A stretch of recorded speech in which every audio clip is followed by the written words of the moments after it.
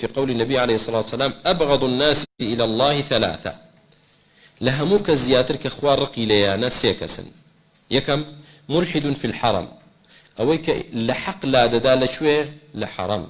شكو حرم أو شوينيك پێویستە ئینسان لەوێ زیاتر ڕوو لە خوابێ و خوا بەتەنها بپەرستێ و پابەندی دینی خوابێ وانە هەر یەکێک لە ئێمە و لە غەیری ئێمە کاتێک کە دەچێتە مەککە ئیمانەکەی زیاد دەکا یا کەم دەکا ئیمانە زیاد دەکا کەچی تۆ بەعەکسەوە بچی لە حەرەم ئیلحادکەی لە حەق لادەی لە تەوحید لادەی لە دینی خوا لادەی لە حەرەم ئەوە خوای گەور زۆر ڕقی لەو کەسەیە ومبتغین في الإسلام سنة الجاهلية کەسێک خوا هیدایەتی دابێ بۆ ئیسلام کەچی واش ئەو بە دوای سنەت و ڕێباز و ڕێچکە و قەوانین و یاسای جاهلیەتدا بگەڕێ عەجیب تۆ خوا هیدایەتی داوی نیعمەتێکی گەورەی بەسەردا ڕۆشتووی کردویتی بە مسلمان دینی حەقت دۆزیوەتەوە ئێستا تۆ مبتغین یعنی طالب مبتغی یعنی چی طالب داواکەی مبتغین في الإسلام سنة الجاهلیة لەناو ئیسلامدا تۆ بە دوای ڕێباز و ڕێچکەی جاهلیەتدا بگەڕێی دەزانی وەکو چی وایە چەند جار نمونەم بە چی هێناوەتەوە يعني بون من تو خاوني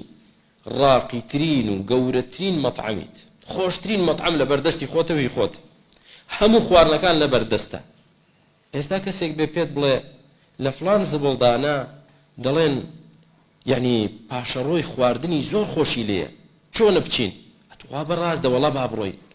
تو خاوني او مطعمه بي بشي لزبلدانك لبارچن خواردني چي پاژماوي خلق بقريت خوارن دسكوي خلق چی بۆ پیاوە دەڵێن چ ئەحمەقێکە چ جاهلیەکە چ نەفامێکە ئەمە چییە مرۆڤ نییە ئەمە بەڵام کە کەسێکی فەقیری نەبوود بینی لە زبڵدانێک دەگەڕێ تا ڕادەیەک عوزری هەیە نیەتی عوزری هیچی نییە کابرا ئێستا بۆ نمونە جوولەکەیەک بە دوای ئیلحاددا بگەڕێ دەڵێن جوولەکە دینێکی محەڕەفە نەسڕانیەک ببێ بە مولحید کە وەکو عادەت وایە ئێستا يعني أوروبا أمريكا روسيا ديني نصرانية وكو خوي نماوة زور بي أو كسانيك بحساب لأصل دا نصراني زور بي هر زوري ملحدة بو چونك أو ديني لسري بو ديني جي حق نية ديني كدلت تو دبي باور دوابي عيسى كري خواه وعيسى خوشي خواه وعيسى سيمين خواه إما تشيه ور سري ليدرك وأو خواه كجراش لخاتيش درا چۆن دەبێ خوا بێ و لە خاچ بدرێ چۆن دەبێ خوا بێ و لە خاچش بدرێ بۆیە ئەوانەی کە ئەوجا دژایەتی کردنیان بۆ علم کە کەنیسە دوژمنی علم و زانست بوو بۆیە کابرا واز لە نەسڕانیەت دێنێ دەبێتە مولحید و بێدین و هیچ دینێکی نامێنێ دەڵێن کە لە نەسڕانیەت ڕاکەی بەرەو ئیلحاد تا ڕادەیەک عوزریان هەیە یانە نەک بۆ لای خوا عوزریە بەڵام تا ڕادەیەک عوزریە چونکە لە تاریکاییەکەوە ڕای کردووە بەرەو کوێ بەڵام تاریکایەکی تر لە جوولەکەیەتیەوە ڕابکەی بەرەو ئیلحاد بەڵام تۆ وەرە لە ئیسلام ڕاکەی بەرەو ئیلحاد ئیسلام چ شتێک لە ئاینی پیرۆزی ئیسلامدایە لەگەڵ عەقڵی سەلیم و لەگەڵ علمی صەحیح نەیەتەوە والله تەحەدا دەکەین کەسێک بێ یەک مەسئەلەمان لەو هەموو ئیسلامە فراوانەدا بۆ بێنێ پێچەوانەی زانستی صحیح بێ یا پێچەوانەی عەقڵێکی سەلیم بێ والله نییە ئەی ئەو هەموو شوبهەی هێناویانە بە حسابەوە هەموو دژی لە ئیسلامدا دژی علم نییە دەڵێن نا ئەوە خۆیان وا دەزانن یا جەهلیان بە ئیسلام هەیە نازان ئیسلامی حەقیقی ئەوە نییە کە ئەوان تێگەیشتوون یا تەجاهولی دەکەن بۆیە دێ دەڵێ ئیسلام بەم شێوازە ئیسلام بەم شێوازە نییە دێ بۆت باسی میراتی ئافرەت دەکا بۆ دەبێنیوە بێ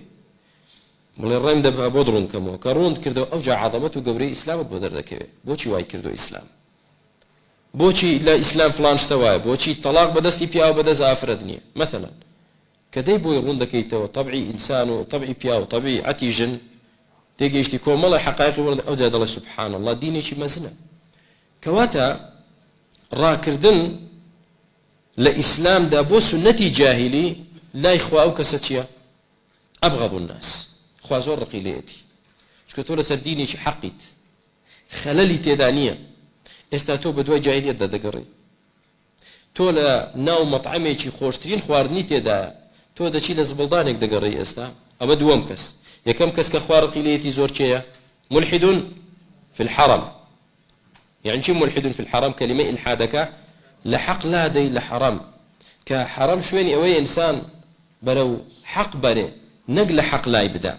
دوهميان ومبتغ في الإسلام سنة الجاهلية لناو إسلام دتو بدواي رجكي جاهلية داب قريت